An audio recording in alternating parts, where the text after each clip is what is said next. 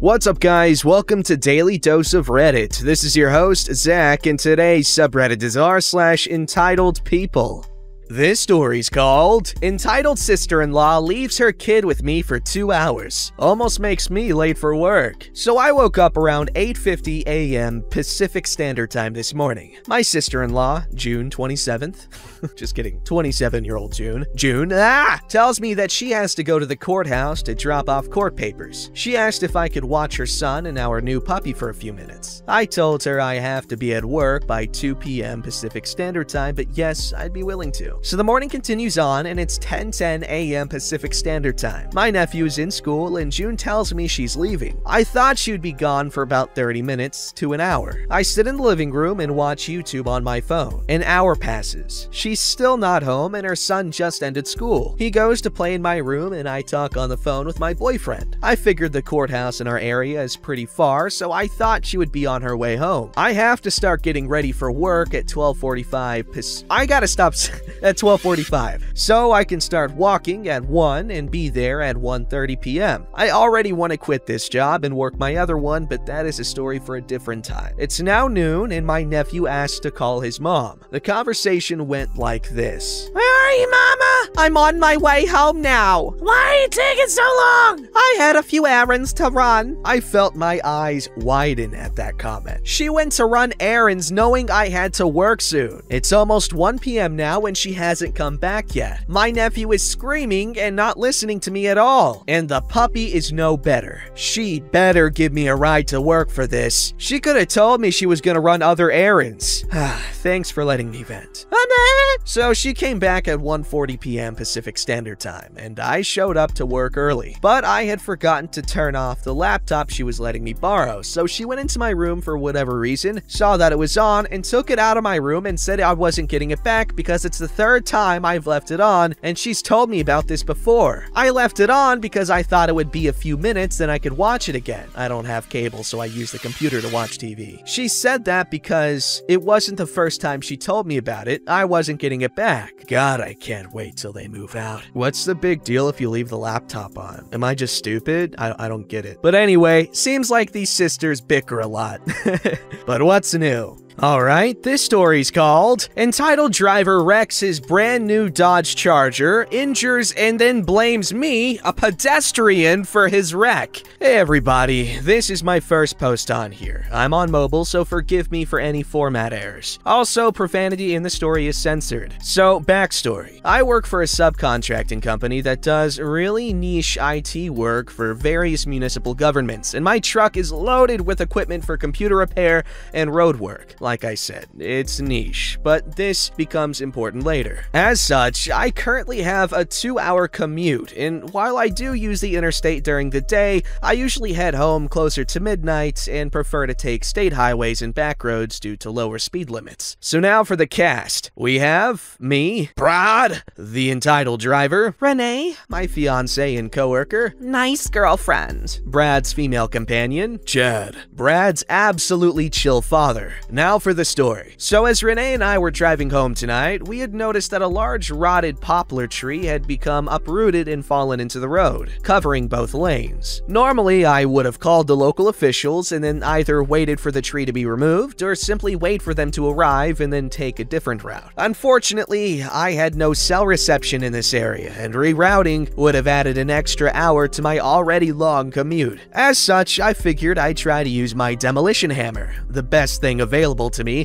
to try and at least weaken it until someone came by with cell reception that we could flag down and get to call the local authorities. So I turned on our hazards, turned on our beacon, and Renee and I both put on our reflective vests and hard hats with built-in lamps. While Renee brought the tools over to the tree, I began grabbing the traffic cones to block off the road. Enter Brad. As I finished setting up the cones behind the truck, Renee began handing me the cones to put in front of the fallen tree. No sooner had I begun reaching for them when we heard the roar of a brand new sunrise orange Dodge Charger RT flying up the back road with a 30-mile-per-hour speed limit at highway speeds. I ran in front of the fallen tree, shining my flashlight on the already well-illuminated tree, and tried to flag down the Charger. It was no use. He never even hit his brakes. I dove out of the way at the last second as the Charger plowed into the tree, turning it into a horizontal fulcrum and me into a baseball, as the tree struck my shoulder and launched me about 10 feet. Yikes! I got up, extreme pain throughout my left side, and unable to raise my arm up. Adrenaline coursing through me, I ran,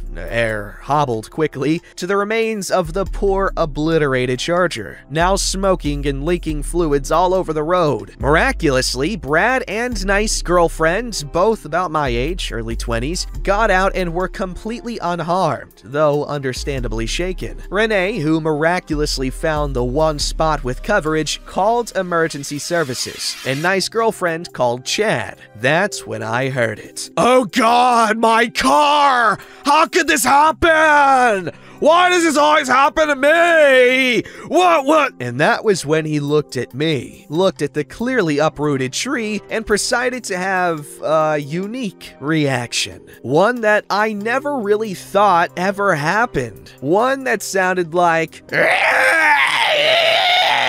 thinking maybe he's injured too. Dude, are you okay? No, idiot! Because of you, my car's completely totaled! What kind of moron cuts down a tree in the middle of a road? Actually, the tree was already there. We only got here maybe 20 or Beaver sausage! You blinded me with that flashing strobe light! Pointing at the yellow hazard beacon on my truck, which I've used for years. Actually, I think that... Shut up! All of you! I'm gonna sue you for failing to eliminate the tree properly! This is irrelevant. Trying to be nice. Well, actually, that's... If you open your mouth one more time, I'm gonna... Renee, in all of her 4.5-foot glory. Enough! It's not his fault that you clearly acquired your driver's license in a Happy Meal. That tree is very well illuminated. You clearly weren't paying any attention and you hurt him. Look at him, he's limping, idiots! You're the one who ought to be apologizing for that stunt you pulled and the mess you made. Silence. Deathly unnerving silence as Brad stood slack-jawed and making a strange choral noise. Suddenly, Brad goes on an absolute rampage, kicking and throwing my cones, tools, and various other items from and around my truck into the forest and off the road's 15-foot embankment. I wish I could tell you more, but it was about that time that Chad arrived along with first responders. We gave statements, and I spent the rest of the time being checked out by emergency medical services. I'll update you tomorrow after his insurance company calls me. Update 1. I have not yet been contacted by his insurance company and have slept for most of today. My arm and leg are more sore today, and there's an odd crunching sound in my shoulder. I will be getting a copy of the police report tomorrow, and I will be seeing my primary care physician first thing in the morning. I'll update you guys tomorrow. Damn, man, that could have been way worse than it ended up being. Hopefully you fully recover, man, because geez.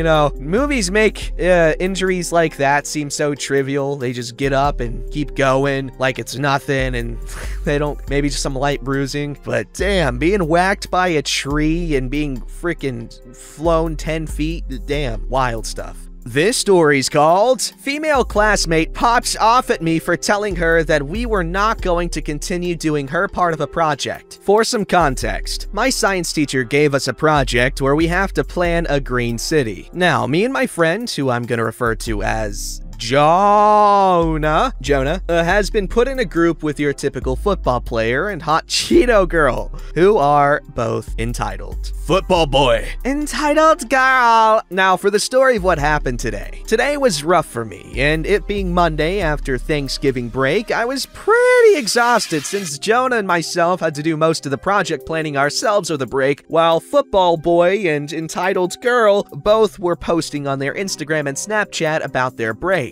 We got back today in class, and it's after 6th period. I was tired and I wanted to break. Plus, Jonah's hands were cramping and locking up due to him having terrible arthritis in his hands. So I asked football boy and entitled girl if they would help us out on the project today. Since we did most of the work, I thought maybe they could help us on the drawing and planning part. Boy, was I more wrong than I ever been in my life. Football boy looked at me like I asked him to jump into a lava lake because he looked at me and these were his words. Wow, we already do so much and you two don't do anything. So I think you should do your part and I'll sit here and watch you. The look on my face was like pure anger. I wasn't in the mood for any of that bull crap, so I walked off and went over to Entitled Girl, and she basically said the same thing. So at this point, you can probably guess I was hotter than all 9 circles of hell pissed. So when the teacher had told us to get in our groups at the lab tables to talk about our city, we did. But Football Boy and Entitled Girl were on their phones for about most of the time we were in the group, and I had enough. So I asked them as kindly as I could, and here's how it went down. Hey guys, can you help us? We're trying to decide which green energy we should use for our city, and I just want to know your input. Why should we pick? Aren't you the team leader? That's your choice, not ours. He's asking because he wants something we can all agree on so no one will gripe about it.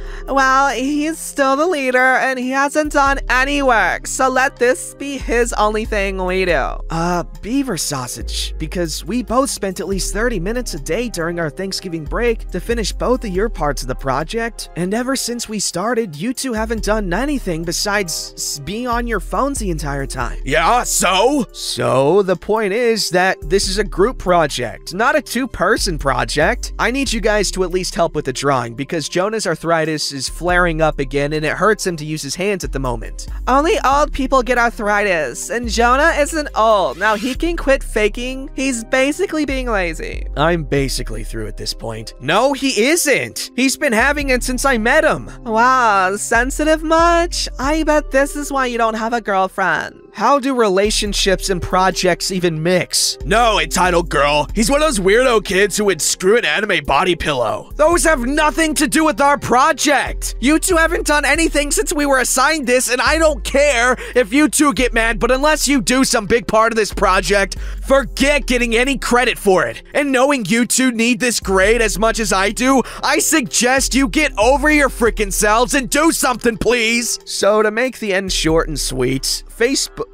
I knew I was gonna do it at least once. Football Boy and Entitled Girl were given 0s for group participation and 5 daily grades, while me and Jonah both got at least an 89 for doing the work. Should I update this tomorrow or leave it be? Ah, man. That's unfortunate. Group projects are annoying, because, I mean, I like group projects because I like people, and like, you know, I get to show off how smart I am. Just kidding, I just end up doing most of the work, or did when I was in school. But, yeah, don't take advantage of your group partners like that. Obviously, I don't need to tell you guys that, because we're not stupid 13-year-olds here. I mean, if we do, then I'm not gonna be happy because 13-year-olds suck. Wow, look at this! Entitled Girl and Football Boy tried to make it seem like I didn't do anything, but I had proof, and now they are both failing the classes. Now, many people asked for an update. Well, here you go, and I'm gonna make this short and sweet. So today we all had to present the project, and I was pissed from yesterday, so I decided that I wasn't gonna give them any credit. And while some of the students were presenting, I was finishing our slides. And at the end, we had to give our overall group participation grade for each member, and when I presented the fact that they didn't do anything and gave proof in 2 slides afterwards, the looks on their faces were of pure anger, shock, and fear. Football Boy grabbed my shirt collar and threatened me to give them the credit they worked hard for. I simply told him, hey man, it is what it is. You do bullcrap moves, you get bullcrap results. Deal with the shiny egg goose for a major grade. Entitled Girl was yelling at me to add her credits, and I basically told her the same thing. But hey, it had to be done. If they didn't work on it, why give them the credit? I just want to thank everyone who commented on my last post and got my first part of the story past 100 upvotes. It's the first time I've ever had a post get past 10 upvotes, and it makes me happy. So thanks again, and I have more stories for the future. Now I hope everyone had a great and safe day, afternoon, night. Take care. Wow. That's some sweet, sweet karmic justice. I love it! This story's called Entitled Person Wants Me to Work for Free During My Holiday Break. Over the Thanksgiving holiday, I've been entertaining a couple of friends staying at my house for a few days. We hadn't seen each other for a good while due to Brovid, so it was nice seeing them. Friday morning, someone I know started texting me if I would do some screen printing for them so they could sell some shirts online. I explained how I'd help them, but it'd need to be next week when I returned to work. No, it had to be this weekend, and they goaded me relentlessly. I'm close to giving in just to get them to leave me alone. I'm trying to play Jackbox, which requires a phone, and it's kinda hard when your phone is blowing up with text. Seeing it's gonna be at least 1 to 2 hours just driving, I asked if they'd buy me some fast food I could eat on the drive from picking up the shirts to going to my printing studio. They scoffed and reminded me we weren't dating, and then talked about how much I'd be cutting into their profits with that request. The only thing they've had to pay for was shirts and shipping, to my knowledge. I then asked for $20, since asking for some cheap food somehow meant romantic intentions, and reminded them this is taking hours from a day I had set aside to hang out with friends I hadn't seen, not to mention gas money. They were livid and sent a wall of text basically saying I was madly in love with them and using this as a way of screwing them over. They give someone else my future business, I have tons of issues, I need to go to therapy, etc, etc. I then blocked them on all social media. I was kinda upset from the whole ordeal, but my friend staying with me thought it was hilarious and got me out of feeling bad. That's nice, but that person has some issues. They need to get over themselves, but it's nice you get to spend time with friends. Don't forget to like, subscribe, and hit that bell to never miss an episode.